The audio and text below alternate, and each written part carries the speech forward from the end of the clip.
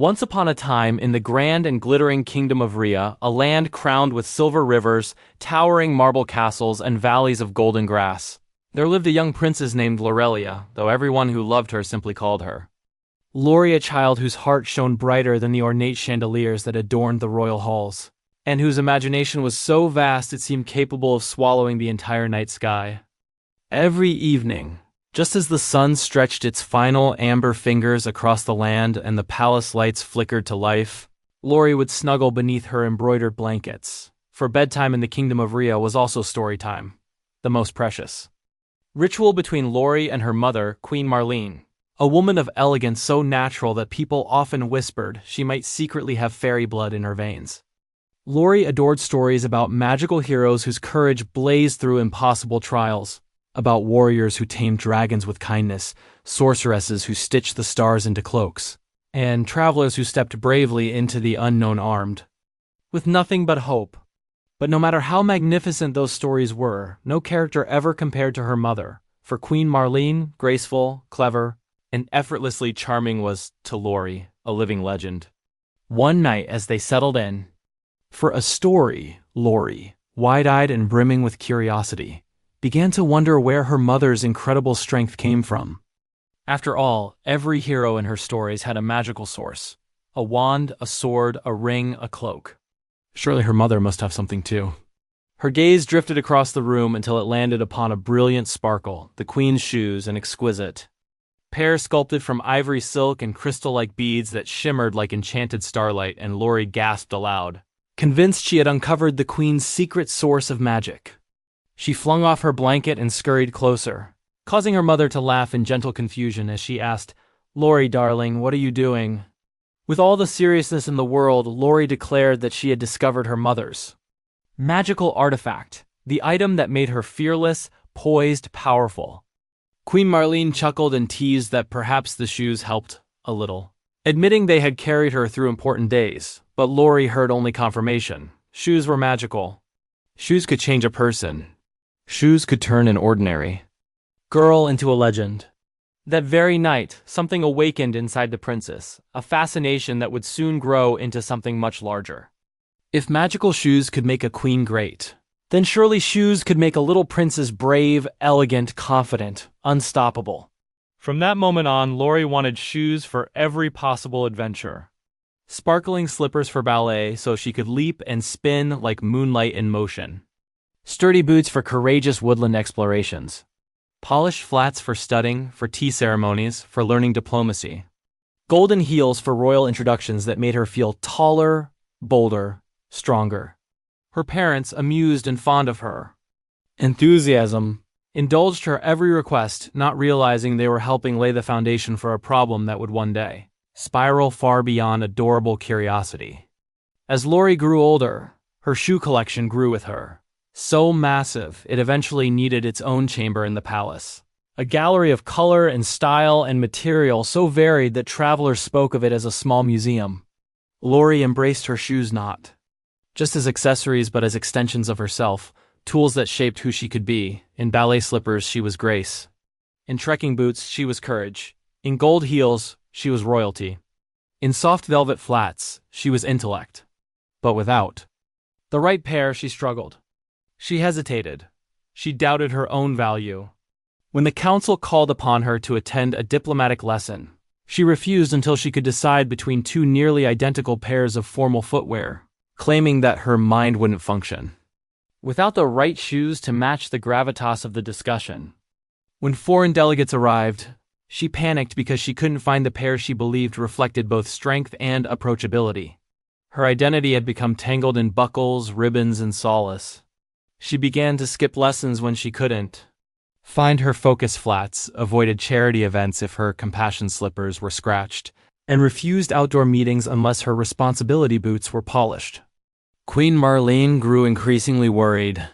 Lori wasn't simply attached to shoes. She was dependent on them, leaning on them the way a knight might lean on a shield, forgetting that true strength was meant to be internal. Marlene confided her concern to her trusted advisor, Marlene, a woman loyal, sharp, and deeply caring, who gently suggested seeking help from an old acquaintance of hers, Tanya, a mysterious enchantress who dabbled in unusual forms of magic. Not the sparkling, wish-granting kind from Laurie's bedtime stories, but the strange, subtle magic that taught lessons in the way nature taught storms. Tanya agreed to help, but insisted the solution could not be simple. A princess who believed. Shoes were her strength needed to learn that real power was something far sturdier than leather or satin, something forged through effort, experience and self-belief. With a mischievous glint in her eye, Tanya devised a plan, not revealing its full details even to the queen. A few days later, Laurie visited the bustling royal market, a place filled with music, color, and the warm chatter of lively merchants. While browsing, she encountered a tired-looking woman holding a pair of ragged, worn-out shoes that seemed as far from magical as possible. The woman pleaded with Laurie to buy them, explaining she had 7 hungry children and crafted the shoes with care. Despite her initial distaste, Laurie's compassionate heart cracked open, and she bought the shoes out of pity and kindness. Watching from nearby in disguise, Tanya grinned. Everything was unfolding exactly as it needed to. What Laurie did not know was that these shabby shoes held an enchantment, not one granting beauty or ease, but one that would only reveal its true power when Laurie discovered her own. That night, Laurie examined the shoes in disgust, complaining that she couldn't even style them. But the moment she slipped one on, the shoe pulsed with dormant magic and suddenly lifted her off the ground. Laurie squealed as she floated helplessly, drifting upward and out her bedroom window like a startled balloon. The shoes carried her through the sky, past the golden fields and riverbanks of Rhea, until they veered sharply toward the murky forest, where the notorious wizard Malagar practiced his dark spells. As the wizard conjured a glowing portal, Laurie collided into a tree, losing one shoe in the process. Malagar snatched the fallen shoe, sensing extraordinary magical power within it, and resolved to keep it. Meanwhile, Laurie, thrown into the muddy jungle floor, wailed in utter dismay, not because of danger, but because she was barefoot, filthy, and unprepared. But the jungle, as fate would have it, held more than danger. It held lessons. And one of those lessons arrived in the form of Hootsworth, a sarcastic, talking owl whose amber eyes gleamed with intelligence far greater than his feathery form suggested. Though startled, Laurie needed help, and Hootsworth agreed to guide her, though not without teasing her relentlessly, for the jungle allowed no room for princessly squeamishness. Laurie wobbled through mud, stumbled across rocks, and forced herself to cross streams barefoot. At first she whined and panicked, but slowly, through discomfort and determination, she started discovering new sensations, the coolness of water, the texture of soil, the rawness of the earth. When a fallen tree blocked their way, Laurie hesitated, wishing for her climbing boots, yet climbed anyway, discovering she was far more capable than she had ever believed. When a ferocious bear attacked, she sprinted like the wind, adrenaline and instinct turning her feet into lightning. Through grit and instinct rather than polished footwear, Laurie conquered the jungle.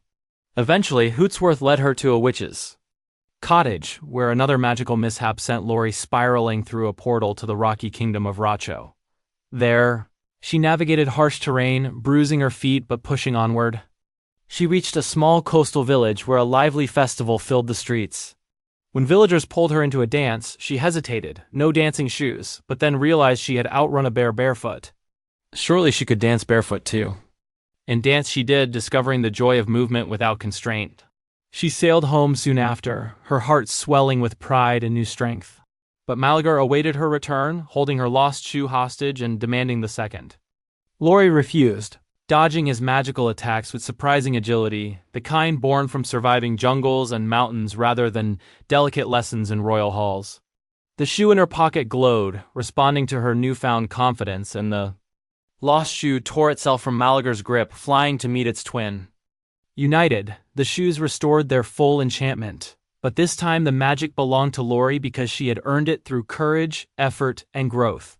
With radiant bursts of energy, the shoes placed themselves upon her feet, shielding her from Malagar's final assault. She defeated him not by the shoes' power alone, but by the strength she had awakened within herself. When she returned home, soaring through dawn's golden light, the entire kingdom rejoiced.